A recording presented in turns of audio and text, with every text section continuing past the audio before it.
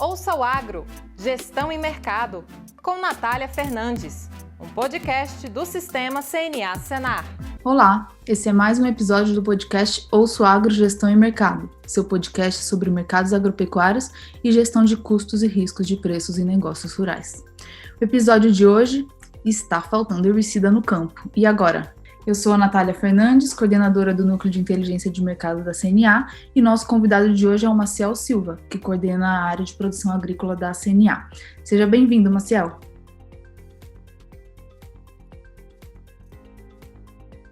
Obrigado, Natália, eu que agradeço a participação. Então, você que nos ouve, vem com a gente que já vai começar.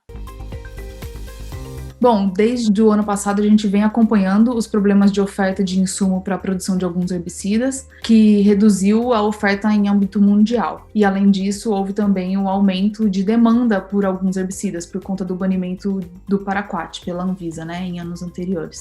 E aí o resultado é que a gente teve um aumento drástico aí dos preços desses herbicidas para o produtor rural. Então, no episódio de hoje, nós vamos falar um pouco sobre isso, como isso influenciou o status atual de falta de insumo no campo e se a gente tem alguma perspectiva aí positiva para os próximos meses. Maciel, o que se deveu essa reduzida oferta mundial e qual que foi o impacto disso, tanto nos preços desses produtos como no custo para o produtor rural?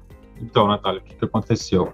A gente viu aí em 2021 uma crise energética que assolou o mundo como um todo. Isso aí não foi diferente nos principais países produtores desses ingredientes ativos. Então, acho que é conhecimento de nossos ouvintes, mas vale a pena reforçar, o Brasil ele é fortemente dependente aí da importação de ingredientes ativos, de produtos técnicos a serem utilizados aí na formulação desses herbicidas, desses defensivos. Então, o que a gente viu foi essa crise energética, que acabou cometendo na produção, principalmente na China, que reduziu a oferta desses produtos. Muitos desses produtos têm como matéria-prima aí o fósforo amarelo, que estava com dificuldade de tratamento, de produção dessa matéria-prima, por conta da falta de energia, sem contar que outros países também reduziram a sua produção. Então, o impacto aí foi o aumento do preço desses produtos no mercado internacional. No nosso caso, e também não muito diferente em outros países, teve a crise logística que agravou essa situação aí, dificultando ainda mais a oferta desses produtos aqui no mercado interno. Então, sobre o ponto de vista do produtor, o que aconteceu aí foi um aumento de custos que se aproximaram de 200% até 300% em alguns casos. O glifosato, por exemplo, em janeiro de 2021, era comprado entre 15 e 16 reais o litro. Agora, em dezembro de 2021, em janeiro de 2022, a gente já vê esse produto cotado a R$ 90 o litro. Então, os nossos ouvintes podem questionar, mas milho, soja, produtos, as commodities que o Brasil comercializa também tiveram aumento de preço. Só que o que ocorreu foi um aumento de preço mais que proporcional dos insumos. Então, a gente viu também o poder de compra dos produtores reduzindo nesse intervalo. Então, a relação de troca de soja por glifosato, por exemplo, ela reduziu aí drasticamente. Na verdade, ela aumentou, O que se necessitava para comprar um litro de glifosato hoje é 5 vezes mais no momento atual. Então a gente tem visto aí esse impacto direto no bolso dos produtores devido a essa crise de abastecimento desses produtos. É um aumento muito expressivo, E a gente está falando de defensivos, de herbicida químico, tiveram outros insumos que também subiram bastante, como o caso de fertilizantes. Então, realmente, isso impacta no custo do produtor, Que não tem o seu preço de venda valorizado no mesmo patamar, como você citou. Em 2001, até então, a gente está falando dessa alta expressiva e que o produtor acumulou, acabou assumindo um pouco dessa questão. Ele teve que pagar esse custo alto, inclusive, para a próxima safra. E até o final de 2021, então, a gente vinha acompanhando como que seria a tendência para 2022 e ainda tinha uma tendência de oferta restrita do produto e que poderia pressionar os preços ainda, pressionar no sentido de a gente ainda ter alguma valorização no preço desses insumos. Mas agora a gente já está ouvindo falar da falta desse insumo no campo. Realmente tem essa falta do produto no campo, dos herbicidas? Sim, a gente tem visto aí relatos de diversas regiões de produtores com dificuldade de acesso, de fato, a esses produtos. e não se restringe à produção de grãos. A gente tem visto regiões produtoras do Cinturão Verde de São Paulo, o próprio Vale de São Francisco, que são regiões produtoras aí de frutas e hortaliças, que têm vivenciado a dificuldade de acesso a esses produtos, sem contar que são aí produtos da agropecuária que têm uma participação muito ativa dentro da cesta básica. Acaba que esse reflexo de aumento de custo tem um impacto direto aí também no bolso do consumidor final. Mas esse cenário, ele tem um agravante, né, que na verdade ele antecede o cenário de abastecimento dos insumos que a gente tem falado sobre esses herbicidas, que é a questão do banimento do paraquat, como você pontuou aí na primeira pergunta. Então, o que acontece? O paraquat, ele foi banido em 2020, ficou esse vácuo desse produto no mercado, que era um herbicida amplamente utilizado aí em muitas culturas, e acabou que a demanda para os demais herbicidas também ampliaram. Então, isso aí aumentou a concorrência pelos outros herbicidas que são amplamente utilizados não só na produção de grãos, como eu disse anteriormente. Então, esse veio a agravar com o aumento aí dos preços no mercado internacional. Então, era um cenário que já estava pré-instalado, que em 2020 e até o primeiro semestre de 2021 foi bem administrado, mas no segundo semestre de 2021 já chegou aí o que a gente chama de crise no que se refere ao custo desses produtos. Até porque o produtor, ele sabe do banimento, mas querendo ou não, ele fica esperando, às vezes, o registro de novas moléculas que possam ajudar a substituir esse produto, né? Como no caso do paraquat. Então sempre há a expectativa aí de que pode ser que entre outras moléculas que ele possa fazer uso. Então concordo com você que não tendo uma nova molécula, esse realmente foi um outro fator que acabou aumentando a demanda pelo produto e isso impacta diretamente no preço que a gente observou. Então, essa situação do paraquat em relação a isso, você acredita que o produtor conseguiu fazer a substituição com os que já estão no mercado? Houve um aumento do número de importação? O que tem em relação a isso para você trazer para a gente? Então, a gente viu que houve um aumento da importação e até da utilização de outros ingredientes ativos, né? O próprio diquat teve uma participação grande nesse mercado, o glufosinato, e só agravou a situação, né? E quando a gente fala da entrada de outras moléculas, a gente tem uma dificuldade, né? Por mais que exista essa esperança dos produtores, a gente vê que a gente ainda tem um sistema de registro muito moroso, sistema que leva 5, 6, 8, 9 anos para registrar uma nova molécula, que não favorece aí a entrada e a diversificação de um mercado que, por natureza, já é muito oligopolizado, né? Então, a gente vê poucas empresas atuando no mercado com um número restrito de moléculas, e o paraquat ele tinha um ponto muito positivo, que era uma molécula já de domínio público, já tinha a patente expirada, tinha várias empresas produzindo esse produto, então, concorrencialmente, ele exercia um papel muito grande, sem contar o papel que ele tinha em relação ao número de culturas que tinha registro para uso, né? Que ia desde milho, soja, até o próprio café, algodão. Algumas frutas, né? E isso que você falou, acaba que, assim, tem outros países que fazem uso ainda, né? Tem autorização para uso e fazem uso. Outros países também fortes em agricultura.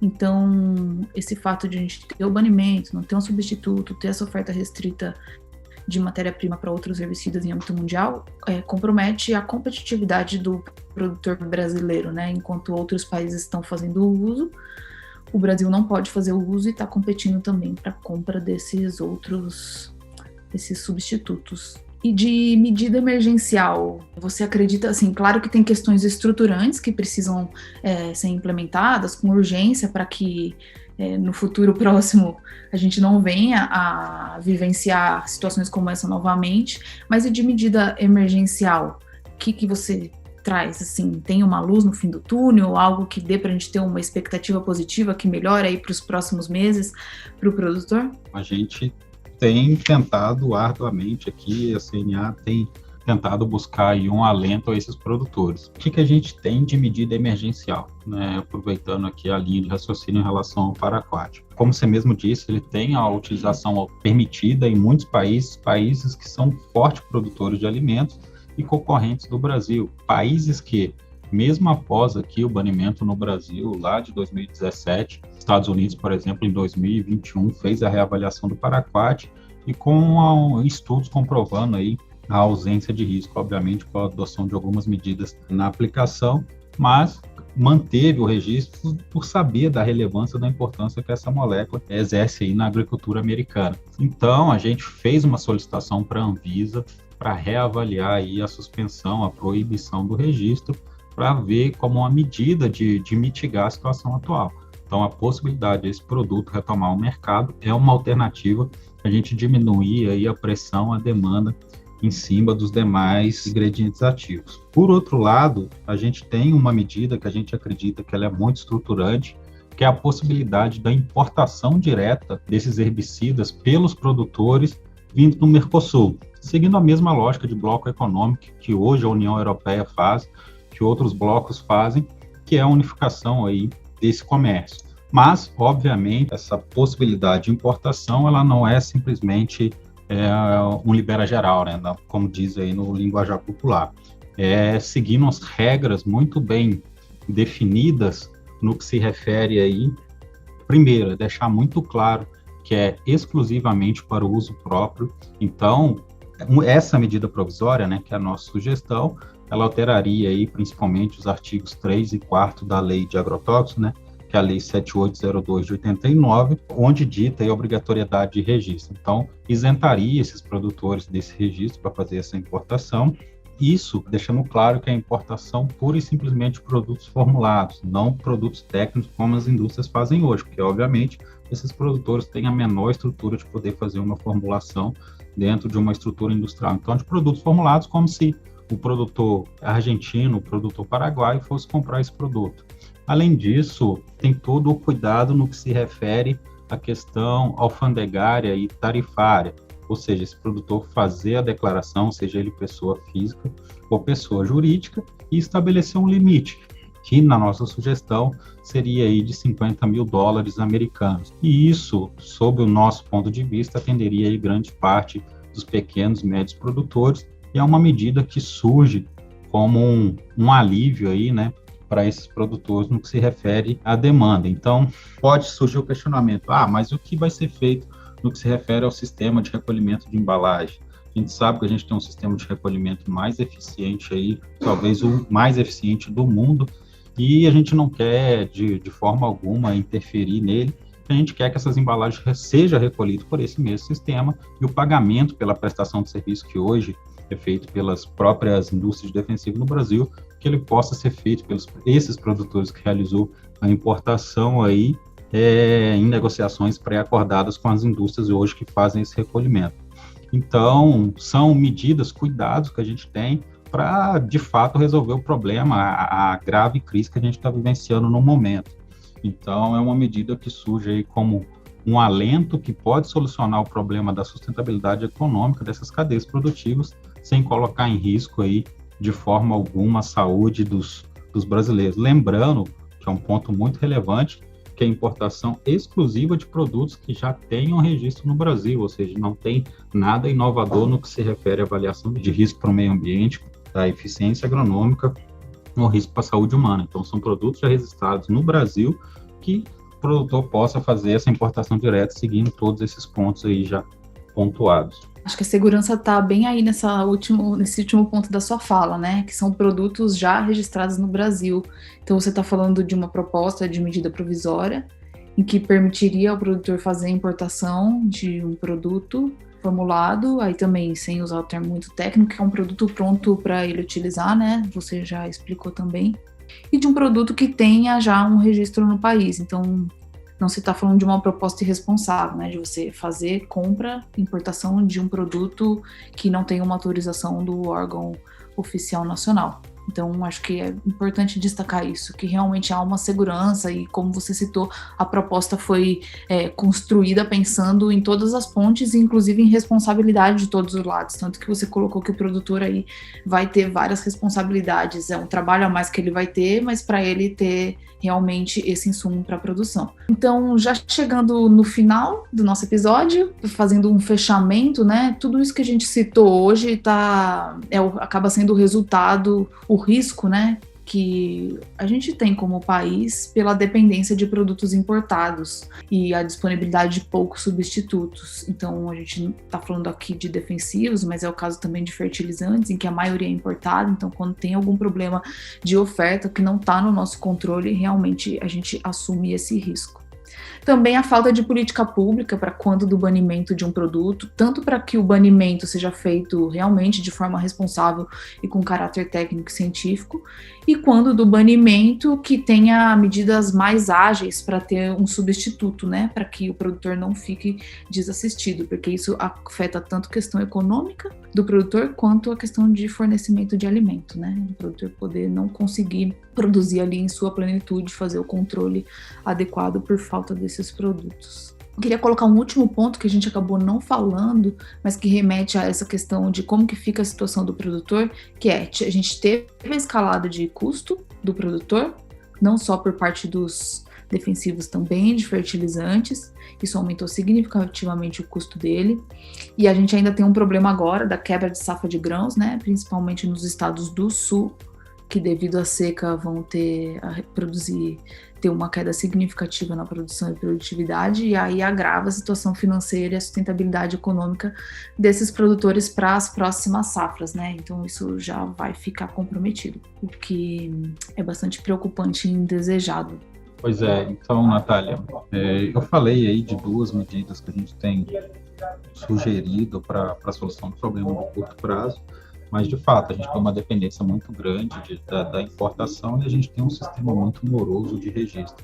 Então, de forma estruturante de longo prazo, eu acho que cabe a discussão, tem um projeto de lei em tramitação, o 6299 de 2002, que pode ser uma alternativa sob o ponto de vista de desburocratizar, sem oferecer, obviamente, qualquer risco dentro do processo, para que a gente tenha aí mais moléculas no mercado, para que a gente tenha condições de maior diversificação e o produtor tenha aí uma maior competitividade. Mas sob o ponto de vista de gestão do produtor, você pontuou aí, né, são momentos difíceis vividos pela agricultura, são problemas climáticos, são problemas de logística, são problemas de custo de insumo, então ano eleitoral, né, que acaba afetando aí diretamente a questão cambial, então vai ser um ano bem desafiador no que se refere à gestão.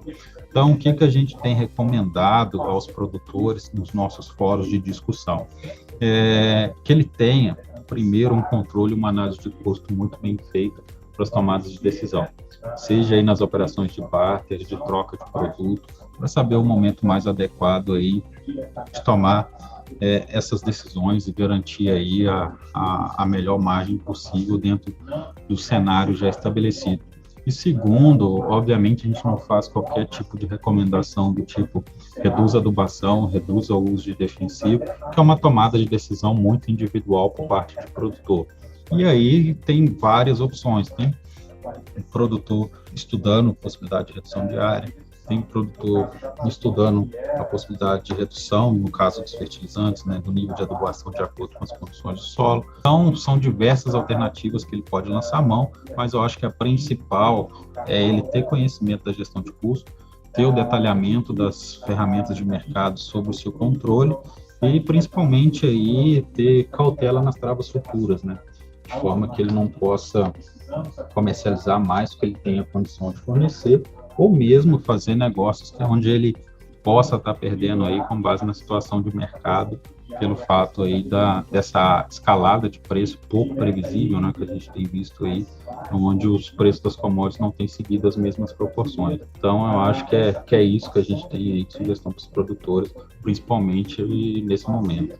O produtor conseguindo acompanhar tudo isso, ele pode tomar a decisão, ter uma questão mais assertiva de momento de compra antecipada, de venda antecipada. Quando tem uma tendência de alta, ele consegue ter uma visão melhor do que ele pode fazer dentro da propriedade, ainda mais quando tem as orientações técnicas e gerenciais. Então, chegamos ao final. Obrigada, Maciel, pela sua participação, trouxe informação bem atual para a gente. Já aproveito e faço o convite aí para os ouvintes continuarem acompanhando no site do Sistema CNA os desdobramentos aí dessas propostas que vocês têm trabalhado, para que tenha um vislumbre aí de possibilidade de entrada de novos insumos para o produtor rural. Então, eu agradeço bastante a sua participação e aos que nos ouvem, obrigada pela audiência. Obrigado, Natália, pelo convite e obrigado a todos os ouvintes aí pela atenção. Espero que as informações tenham sido úteis. Muito bom.